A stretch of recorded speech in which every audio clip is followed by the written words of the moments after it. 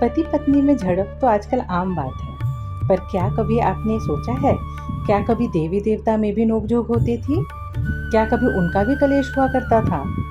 अब भैया इंसान हो या देव, भला स्त्री हट के सामने कौन ही टिक सकता है? ऐसी ही एक कथा या संवाद कहें शिव पार्वती की, जब गौरा हट कर बैठी हैं सोने के आभूषणों के लिए। जब कभी शिव अपने ध्यान तपस्या में लीन होते, माता उनकी सेवा करती थी, आसपास की जगहों को फूलों से सजाती थी और उनकी पूजा करती थी। माता पार्वती ने नित्यानुसार फल फूल सजाए और महादेव के ध्यान खत्म होने की प्रतीक्षा करने लगी। अब आजकल कोई आपसे अच्छे कपड़े गहने पहनता है तो ईर्ष्या होती है ना। फिर सोचो, गौरा के सहचर संगी तो साक्षात माता लक्ष्मी, जो धन की देवी हैं, और माता सरस्वती थे।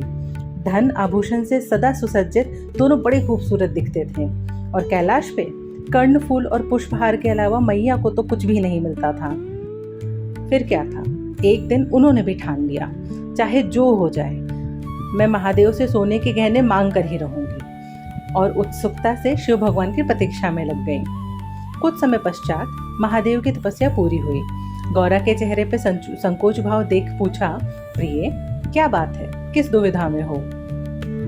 पार्वती माता ने काफी इंतजार कर लिया था, अब और रुकना मुश्किल था। सहसा बोल पड़ी, स्वामी, मेरे सहचर संगी सब रानी पटरानी सी तैयार, सदैव सुंदर वस्त्र और गहनों से लदी रहती हैं, और मेरे पास इन फूलों और चंदन के सिवाय कुछ भी नहीं। मैं हमेशा सादी रहती हूँ, किंतु मेरी भी इच्छा होती है बनने संवरने की, सुंदर आभूषण पहनने की। एक सांस में अपनी सारी व्यथा भगवान के सामने रख दी। भोले बाबा मुस्कुराए और बोले, पार्वती, सुंदर वस्त्र आभूषण ये सब माया है, इनकी भला क्या आवश्यकता? तुनक कर माता बोली, स्वामी, मुझे आज कुछ नहीं सुनना। थोड़ा और समझाने की कोशिश करते हुए शिव बोले, प्रिय, मैं ठहरा एक औघड़ बैरागी, भला माया का मेरे पास क्या काम? जब उन्होंने देखा कि पार्वती कुछ सुनने को तैयार नहीं है, तो शिव जी ने अपने तन से एक चुटकी भस्म निकाला और माता को देते हुए बोले, पार्वती, ये लो, और धन देवता कुबेर को देकर अपने लिए आभूषण ले आओ।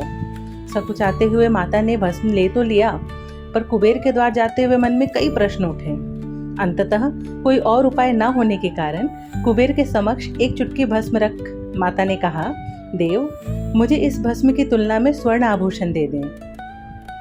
कुबेर ने भी संकुचाते हुए तराजू के एक पलड़े पे भस्म रखा और एक तरफ सोना रखना आरंभ किया। धीरे धीरे कुबेर का समस्त सोना खत्म हो गया, और अब भी भस्म सबसे भारी था। किंग कर्तव्य मुड़ हो कुबेर बोले, देवी, आप कौन हैं और ये भस्म किनका है? माता को अब बात समझ आ गई थी। कुबेर को अपना परिचय दे खुशी खुशी कैलाश की ओर प्रस्थान किया। इस कथा से हमें यह सीख मिलती है, कई बार हम बाहरी दिखावे से इतना आकर्षित हो जाते हैं कि अपने आसपास की सादगी फीकी लगने लगती है ना दोस्तों। ये बड़ी ही मनमोहक कहानी शिव पार्वती की।